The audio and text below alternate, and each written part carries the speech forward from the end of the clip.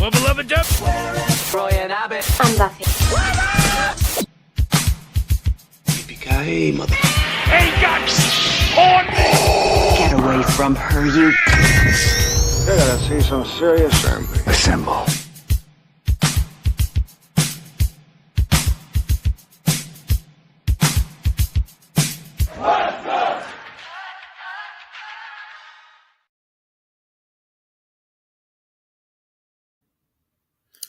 What's up? What's up? Welcome back to the West Coast Popcast, everybody. Shout out to all the poppers, the floppers, and the rampagers. It's your boy, the final boss, and we are back once again with The Last of Us Season 2. Episode 5 just hit, and I got to tell you guys, man, this season's flying by. We got 2 more episodes after this, and it's insane. So without further ado, we'll get into it. If you guys have been keeping up with the show, definitely appreciate everyone jumping in the chat. We really appreciate everybody who tune in each week as we go through these episodes. We really enjoy these episodes. Zach, who's currently playing the game and watching live for the first time, he'll be back next week. So your boy, the final boss, is here riding solo, but I'm going to hold it down for the West Coast Popcast crew. Shout out to Phantom X in the chat, man. What's up? Everybody jump in with your opinions and your comments. If you're new to the channel, we'll review, we'll break down, and we'll just talk about, have a discussion about the episode. We just like to talk about it. We're huge fans of the game, and it's more so less like too formal, not too crazy, but we like to talk about it. So at the end, we will do a score out of 10, but we can discuss. So anyone, if you have different opinions on what we talk about, let us know. But without further ado, episode 5, let's get into it. We start off, one thing they did in season 1, I will say this, they had really good opening prologues or opening shots, opening scenes before they got into the meat of the episode. And I'm glad for season 2 with episode 5, they kind of did that here and they brought it back. We have the character that Isaac in the last episode interacted with before he, blew Josh Peck up and turned on Fedra. It was him and this woman who were the 2 people in charge that set it off. Now we're in this hospital and we meet, I guess, one of their generals who's running the whole thing, run the whole operation in the hospital, and they have her in custody because they believe she started killing her own. Now, this whole scene was beautifully acted, very, very well done. And I got to talk about it and commend both actresses because they really set the tone and delivered the heaviness and weight of what was going on. In the game, you have, I believe is it Manny? No, I believe it's Owen. They question Owen for killing his own people. So that's where I thought they were going with this because he started to help out some of this Seraphite, it seemed. He didn't want to kill, just do meaningless killing. He was done. So I thought they were going that route with this scene, but this was completely different. This is how they introduced the spores. And for someone who's played the game, they said in the beginning of this show they wouldn't do spores. So I wasn't expecting that. And how they've been introducing it and how they did it here, I think it adds to a new viewer who haven't played the games.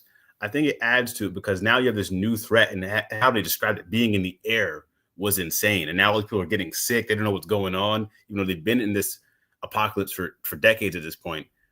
Having the spores be a new threat now makes sense. And I did enjoy that change. So this scene was beautifully done, man. Shout out to both actresses. Really killed it and really set the tone there. And then they break your heart again when you find out she had to lock her own son in those bottom levels. The other thing I thought they were going to talk about, which Zach, who's in the chat, man, what's up, Zach? Out here living life. Hope you're doing well. He just got to this part in the game, and I thought they were going to go here as well. And that is the Rat King, one of the nastiest boss fights, disgusting things I've ever seen. So I had teased in the earlier review that the bloater wasn't the biggest, most disgusting, zombie in the Last of Us universe. There was another level, and I thought we were going to get there. They kind of teased it a bit because we didn't go too far down. So I hope we do get to see that at some point, because it'll be very disgusting and disturbing and great for TV, a visual medium. Zach jumping in here. Rat King was in this episode. He was not, but they do go to the hospital, and how they did it was really well done. We don't see the Rat King just yet, but I think he's coming. So I just want to tease that. So really good stuff again by these both actors, killing it. Moving on here. This is where I have not an issue with the episode, but well, first I'll give credit where credit's due. Isabella Merced is Dina. They're playing her, and the way she's playing the character is very smart, very tactical, damn near Dina the Explorer, if you will. Shout out to Dora. But she has all the plans. She has all the directions. She's triangulating people's positions. She's on the radios. Ellie's kind of just in there playing guitar, wandering around, and Dina's locked in. Dina is the way this happens in the show, this would not work without Dina. So she's playing it really well. Now that gets to my critique a bit here. I think they're leaning too much into Ellie being stupid. And, you know, I don't know what the writing is or direction, and it's not Bella's fault. But they're making her seem like she doesn't know what to do at all, like she's incompetent. And I don't want her to lead too far into that, because Ellie is very capable. In the game, you know, you're playing as Ellie, so she's only as good as you are as the gamer. But in the show, I think they got to do a better job of making her seem very capable as well, because she is. She can hold her own. I'm glad Dina's coming off as this brilliant mastermind tactician. Great. And that's who she could be. And she's integral to Ellie's success here for this journey of revenge. But I just want Ellie to also, you know, incorporate something to the plan as well, and have it be more of a team thing, more of a 50-50. Now, right now, it's like a 70-30 Dina who's carrying the plans and everything. Up to this point, I want it to be a little more 50-50. And then, yeah, these two, I think it was solid how they're, again, continuing to carry the show and build on their chemistry here. And then we finally, while they're walking through Seattle, again, my girlfriend's like, they're making way too much noise. And they kind of are, but they're lucky to be in a position where no one really is. So finally, Dina has the plan where they can sneak through the middle part to get to the hospital, where Dina finds out Nora's at the hospital. She's listening to the radios, and they kind of throw it in your face where, like, these wolves are so cocky. They're talking to radios like nobody's listening, giving out all the information. And that's what Dina used to try to find her plan to get to Nora in the hospital. But the route they have to take is a route that is not monitored. And it's not monitored because it's infected with a bunch of clickers, runners, stalkers, bloaters, everything is in there. So they're about to take one of the most dangerous paths just to get to Nora. Another change from the game here, which they didn't really go too far into it, but they're having a lot of scenes where it's Dina and not Ellie who's getting pushed towards the revenge here. So I'm very curious when they get to a certain part later that happens in the game, because Dina's the one that's keeping her on track. Ellie said, we can go back. She literally said in the show, I'll bring you back. The risk might be too high. You know, she's pregnant. She wants to make sure she's okay. And she's fine just bringing her back if that's what Dina wants to do. And Dina tells her, where you go, I go, standing on business, 1 foot in front of the other, 10 toes down. We're seeing this through. And Dina's the one who's kind of pushing her to get into that revenge mindset and go crazy. So that's the thing where it's a little different. And Ellie's showing a little more remorse. I think at some point we're going to get to that tipping point where Ellie is no longer, you know, caring and having tunnel vision. She's going to be straightforward and going straight for revenge. But right now it's like Dina. And we got Zach jumping in here once again. There are a lot of bloaters here in Wisconsin. I bet, man, a bunch of cheese heads up there. I just hope you're all right. Oh, man. How's the weather over there as well, man? Hope you're doing good. Then again here, Dina opens up. She talks about that first kill. They circle back to that. You don't get this information in the game. She had the way it had happened. She didn't talk about her mother and sister, and she kind of gives the information and kind of like, you know, we're all in this messed up world. We all have a bad story. And it's not like putting herself in like a hero spot, but she just says this is what happened. And her story, you know, we don't get into it much, but it's dark, and it kind of reminds the viewer everybody has a story here. Everyone's going through some shit, and that's why she reinforced to Ellie that no matter what Joel did, they're justified in what they're about to do to the Seattle crew. And again, I think that was a good change, and they're really building up to like letting the reins off Ellie and having her go crazy. So again, we get to her playing in the theater scene. The theater looked like it was 1-for-1. Every single spot they were in this theater looked like it was 1-for-1. Another great song choice. Bella out here killing it. Nothing too crazy here. But again, I need Ellie to get 50-50 with the game plan. We can't just play guitar all the time. We got to get into the war room and help Dina make up a plan. Again, great visuals. Really great scene here. I wonder how they built this set. I really want to know the behind the scenes yet. I can see the behind the scenes this week, but I thought the set design has been one of the keys and one of the highs of the season. The set design is incredible. It feels inspired. Again, Dina and Ellie have that confrontation where she says, "We're not going back. I'm sticking with you, Ellie. We're here for revenge. Let's do it." Game face is on. And now they're going to the hospital, locked in. Dina literally tells Ellie, no matter what, we cannot shoot. We'll just run. Shooting is the last resort. And with the minute she said that out of her mouth, I knew the first thing Ellie was going to do was shoot. But I will say this. What Ellie did here as she took control, she said, "Hey, I'm the immune one. You go run into the cage, hide. I will defend you. I'll fight him off." Yes, she can get mauled, ripped to pieces, but if she gets bit, it doesn't matter. So she tells Dina, "Go hide." And she's out there. And I thought that this whole scene, again, the scenes where Ellie and Dina are running from infected and clickers, and they promised us more infected this season, and they have delivered. Because this scene was beautiful. It was in the dark. I felt the threat. I felt the panic. I felt the whole plan go awry, even though it wasn't much of a plan because we're going into the pits of the infected. And I thought this was smart storytelling because in the first episode, we saw Ellie and Dina kind of just play around and mess with like 2 clickers and then a stalker at the end when Ellie did it. And we felt a bit of a threat because it was a smart one, but it felt manageable. Here, this felt like I was in a game with no med packs, no ammo, and I'm about to be swarmed and I don't know where I'm going. So this felt like the plan got thrown out the window. It felt overwhelming, and I didn't really know how Ellie could overcome this. And it got to the point where, like, if it was just Ellie and Dina, they would have been done. This would have been it for them. Game over.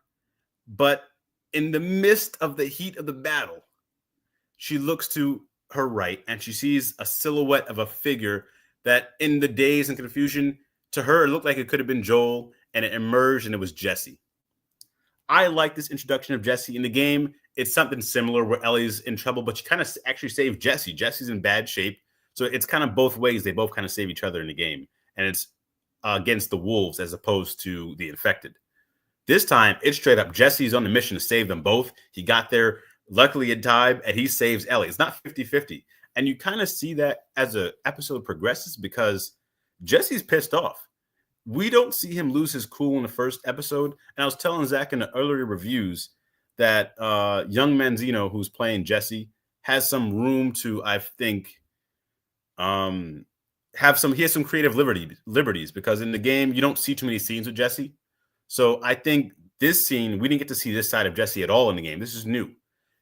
The first few episodes, he played it pretty straightforward. You know, he's this not stoic character, but he's calm. He's by the rules. And he's just, you know, that's how he is. Doesn't really go out of line. Doesn't color out the lines. This Jesse, he's pissed off. Both his friends dipped off without him.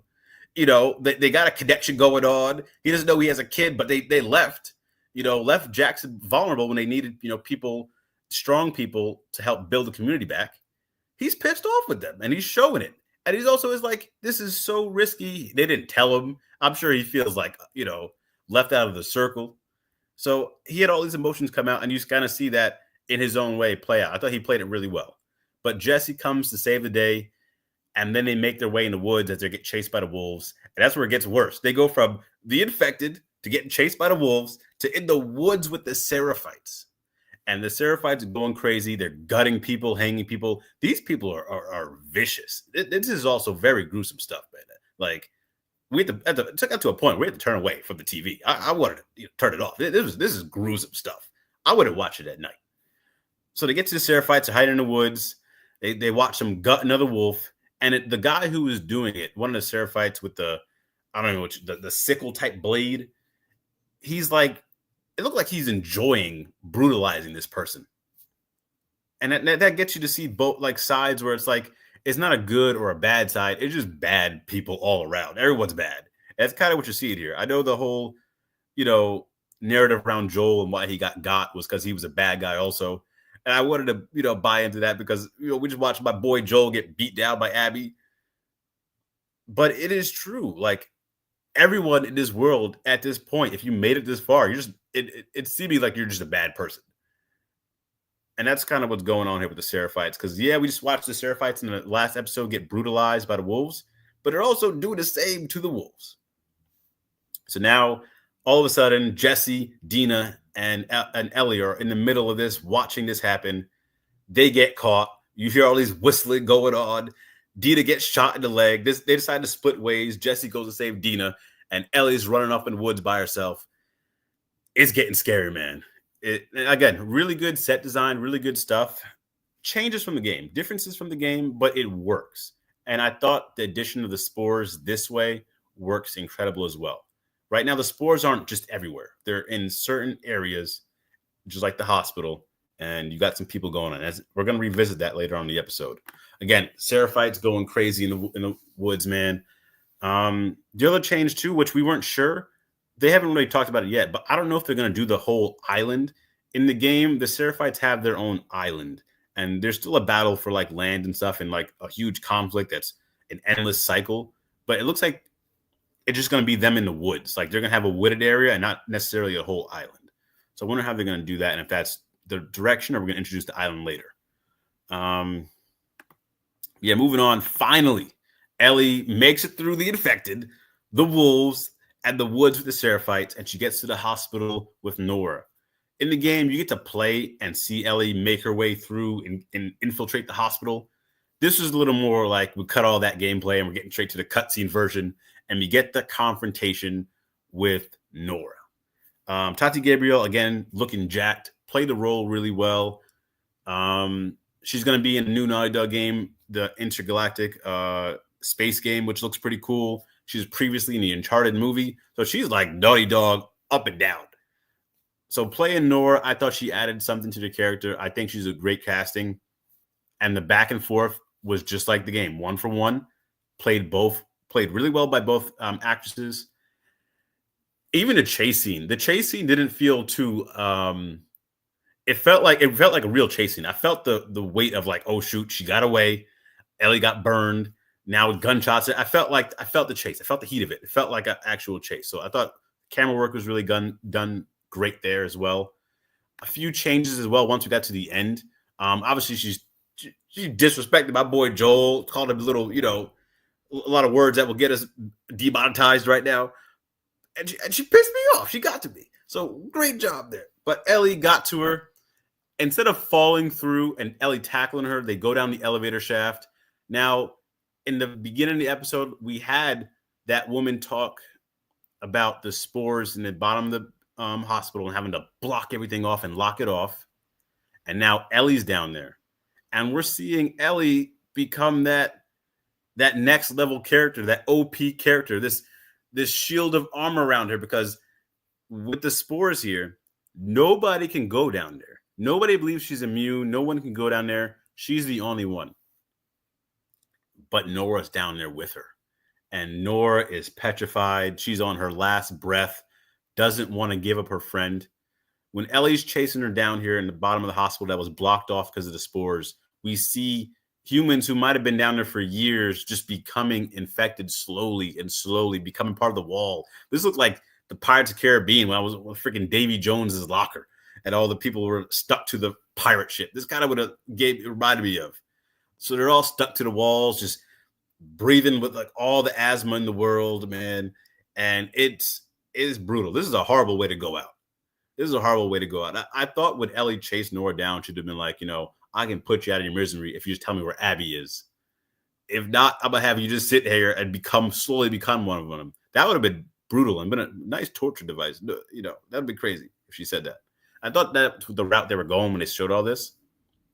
But Ellie wasn't about that.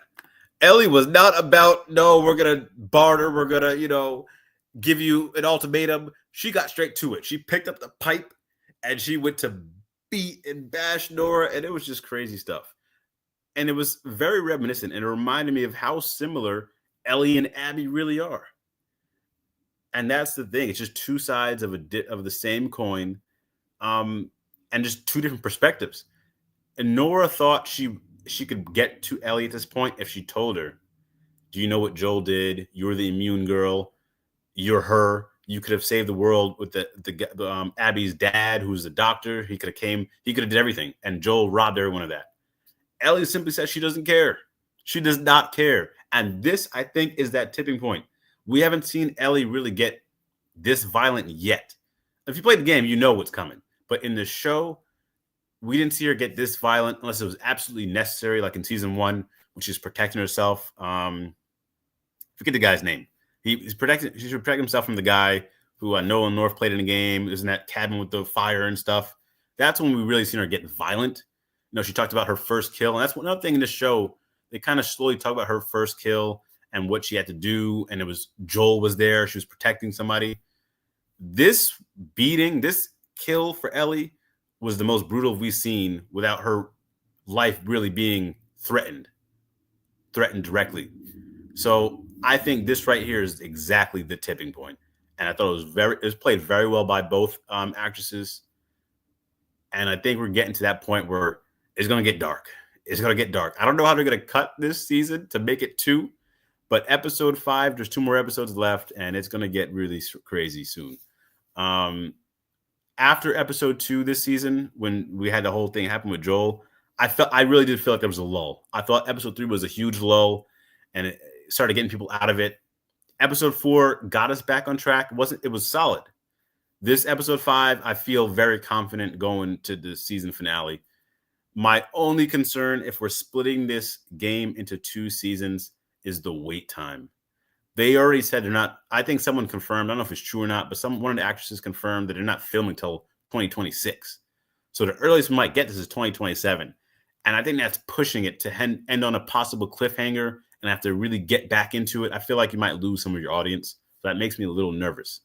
But we'll see how that plays out. But for now, in the moment, I think building towards the finale, this is good pacing. This is well done. So shout out to them. I just can't believe it's about to end so soon, man. It feels like it just sped through. I feel like we just started doing these reviews. It's really crazy something, man. Zach in the chat once again. This looks like the game so good. Yeah, very spot on. And again, for someone who's played the game, the way they did the scene with Nora, the way they reintroduced the spores, I will keep talking about it. It was very well good stuff, man. Very well done. So at this point, I'm enjoying the show. This is definitely a better episode. And again, whoever's doing makeup, set design, all these little crucial things to elevate the performances and the feeling of being in this world, it all feels inspired to me. It feels very well done. And I'm in the moment with this show. I'm hoping it ends well. And that gets us to this next episode. He's back. The Mr. Fantastic himself, the Mandalorian. Pedro Pascal is coming back, and he is deeply missed. This is a perfect time to bring him back. He gets bodied, obviously, episode 2, but he's missed. He actually is very missed. His presence in the show, his character. I thought Ellie, Bella, and Isabella have done a great job to try to carry the show and be those, pretty much the 2 leads. But it does feel like a piece is missing, and this is the best time to bring him back, really close out his character properly, and propel the show into the next season. This is well done here. Episode 6 confirmed to be a full hour. I'm guessing we're getting the whole museum scene I talked about with Zach. Maybe some new scenes that we haven't seen with Joel and Ellie. They have guns, so they're gonna be doing something. There's gonna be some type of action. I think it's well done, And I think it's perfect timing for that type of episode because we really need that detour. It's going to be a flashback, but we need that detour to get us on track for the finale. They already said episode 2 and episode 6 were the standouts. So this is the other one. They said, this is what we've been told in the press before the show, that this episode right here was the episode that defined the season. So we'll see how it goes, man. I'll be excited. And Zach, the main man, will be back. We'll be back next week to discuss it. So I'm very excited. We'll see how it goes, man. A little preview for episode 6 coming up.